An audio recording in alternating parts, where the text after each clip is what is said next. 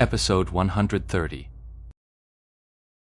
The terrain layout of the skeleton graveyard and the bone burial grounds is different, but the types of mobs and their burrowing emergence patterns are strikingly similar.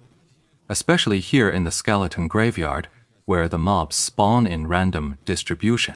From time to time, it would mimic the monster formations found in the burial grounds. Combined with Yishiu's masterful monster control, they managed to simulate quite a few scenarios.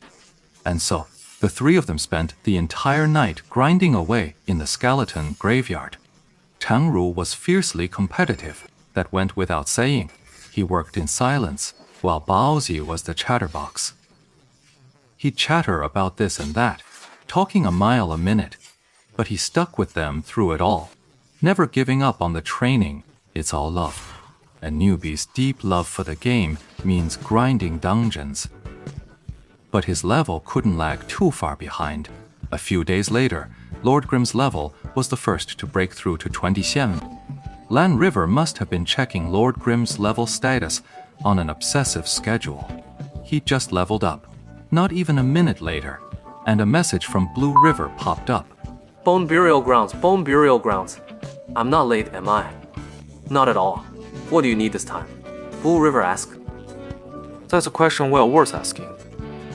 A blood-sucking lightsaber. What a coincidence. I'm using the vampiric light sword, Blue River said, his voice practically trembling with despair. You're almost level 32, right? It's an orange weapon, man. You won't need to replace it even at level 30. It's still a low-level weapon, worthless. Yishu consoled him. What else? Lan River was under no illusions. He knew a single vampiric lightsword couldn't possibly be the whole deal. Eat bittercones, said Yeshiu. This is the burial grounds. The hidden boss, the Cauldron Bone Ram, drops them, a hidden material. Alright, that's the last one. But grinding in the burial grounds is a bit of a challenge. This time, I want to bring a full 5-man team. Then we join your guild and do the run for you, how's that? That's a bit embarrassing. Lan River hesitated. The competition for the current dungeon record is fierce. We'll have to give it our all. Alright then. Lan he thought it over, and finally agreed. Alright, we'll talk tomorrow. Alright, we're all done talking here. Nightwalker of the Cold Pool finally arrives. And for the burial grounds. It's Bluebrook Guild. Yishiu's message was simple. When are you gonna hit level Twin Sen? About 5 minutes ago. Well, good luck with that. Nighthide Kotak showed a bit of class. Alright, brother. And at that moment, Blue River sent another message. What? So, you're planning to keep doing this long term, boosting records for hire? That's the plan for now. But if you keep dragging a whole team along like this, I'm afraid you won't be able to keep this up for much longer. Yeshiu sighed. How could he not know the situation Blue River was describing? Even though you've joined a guild and can display its name, would appear on the record. But when someone like him brought a fixed team, it's always the same crew. Today it's Tyrannical Ambition, tomorrow it's Bluebrook Guild. If you do it too many times, it becomes glaringly obvious to everyone. The dungeon record may belong to your guild, but what's the deal with this team? But everyone knows it. Looked at that way, the record is basically just bought and paid for. Then the whole point of the record, to showcase the guild's strength and promote it, is completely lost. This was something Yishiu hadn't considered at the start. He wasn't looking to form a fixed team. He just wanted to operate solo, under the radar. Just like back when I teamed up with Blue River and the other three and took command myself and unleash a one-wave push. For the average player, is already a tough act to follow. Plus, as an individual, it's easier to be overlooked. Pulling out of the team at the last minute wouldn't really affect the overall situation. But because Liu Hao led Excellent Dynasty to intervene, setting a pro-level record, this forced Yishiu to assemble a more elite team to handle it. In truth, a real account booster should be like Liu Hao, just taking the account provided by the client, without revealing his own identity. Someone like Yishiu, who directly uses Lord Grimm and builds the account's fame. It's no longer a proper account booster. We'll see about that. For now, there's no other way. How about you join our guild long-term brother? All the usual rates apply. How about becoming our guild's official ringer? Lan River revealed his ambition. You want an exclusive buyout. You've got nothing to lose, right? When you're unhappy, you can just leave.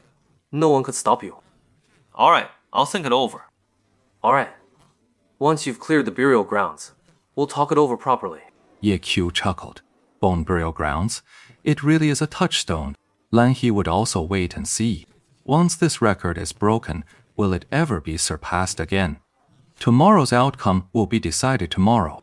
Ye Xiu thought silently as he headed to the Bone Burial Grounds for the team's final day of practice.